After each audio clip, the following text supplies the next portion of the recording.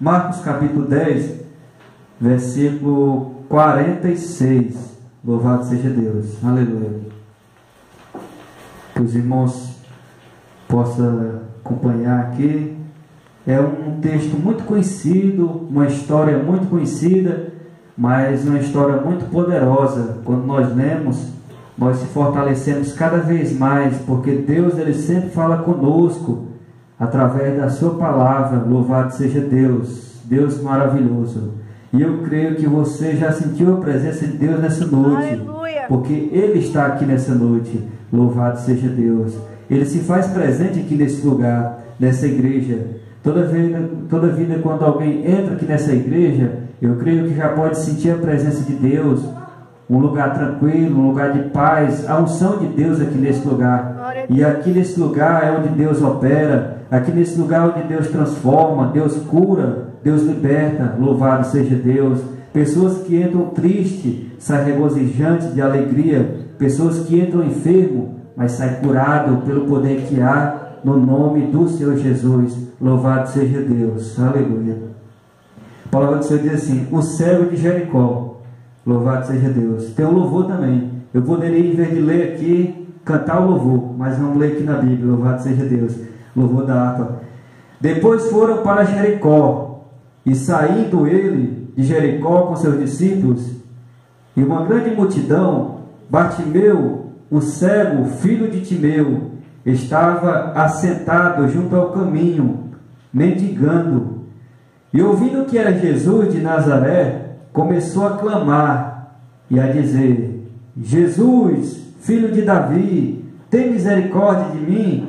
E muitos o repreendiam para que se calasse, mas ele clamava cada vez mais: Filho de Davi, tem misericórdia de mim. E Jesus, parando, disse que o chamasse. E chamaram o cego, dizendo-lhe: tem bom ânimo, levante, que ele te chama. E ele, lançando de si a sua capa, levantou-se e foi ter com Jesus. E Jesus falando, disse-lhe: que queres que eu te faça? E o cego lhe disse: Mestre, que eu tenha vista. E Jesus lhe disse: vai, a tua fé te salvou. E logo viu e seguiu a Jesus. Louvado seja Deus, Deus Todo-Poderoso. Meu Deus, me use, Senhor, poderosamente, Senhor, para falar aquilo que o Senhor quer falar ao teu povo, em nome de Jesus. Louvado seja Deus.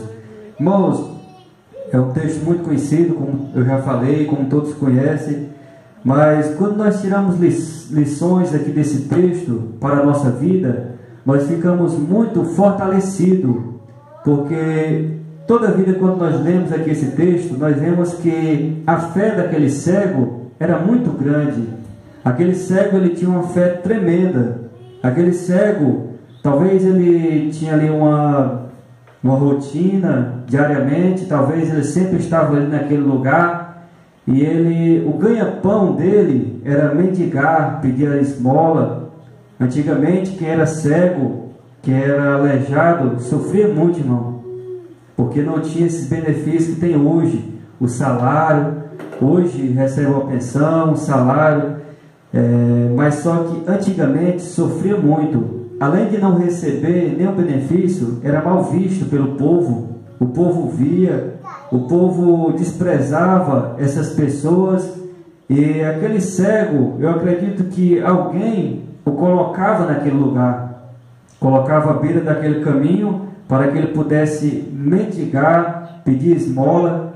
E ele, naquele dia, naquele exato dia em que Jesus ia passando, mas aquela multidão, foi algo tremendo na vida dele. Porque se nós vermos aqui, se nós analisarmos bem esse texto, nós podemos ver que aquele homem, ele não viu apenas com... Ele não viu porque ele era cego, mas ele imaginou não apenas humanamente, mas espiritualmente.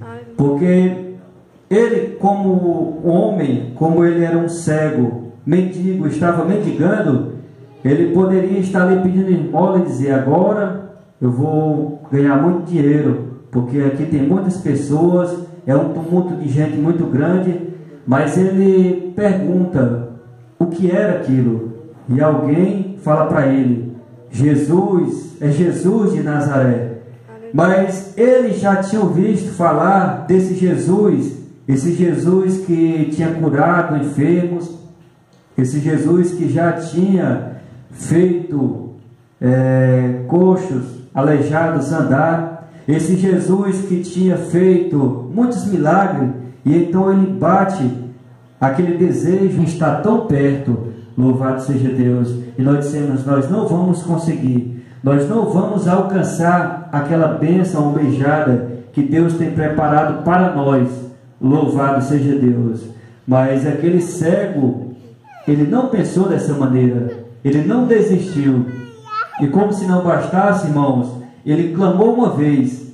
E quando ele clama uma vez, ainda aparecem pessoas e diz assim, a multidão começa a dizer: cala-te, cego, ele não vai te ouvir, é melhor você ficar calado, fica aí sentado no seu canto, porque Jesus, ele não vai te dar atenção. Tem muitas pessoas aqui, o tumulto é muito grande, Jesus está lá no meio e você não vai conseguir chegar até ele. Então fica aí no seu canto, fique caladinho aí, porque Jesus não tem tempo para você. Irmãos, é isso que acontece na minha e na sua vida.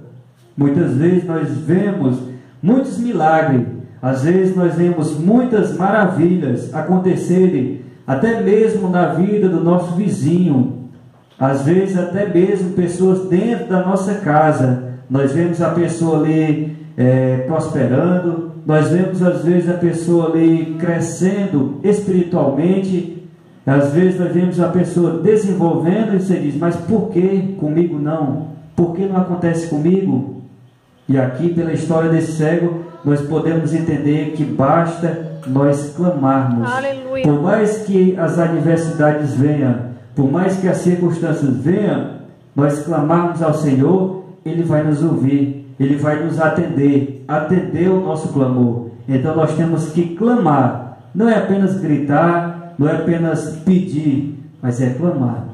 Clamar é quando você entra no seu quarto e quando você dobra os seus joelhos e quando você começa a orar ao Senhor, e quando nos seus olhos começam a escorrer lágrimas e você começa a falar com o Senhor e clamar, pedir a Deus aquilo que você tanto almeja na sua vida, seja para que seu marido venha para a igreja, seja uma saúde, seja para que seu filho venha se libertar. O que você clamar, eu creio que Deus vai atender, assim como Deus atendeu aquela bênção ali para aquele cego de Jericó, louvado seja Deus.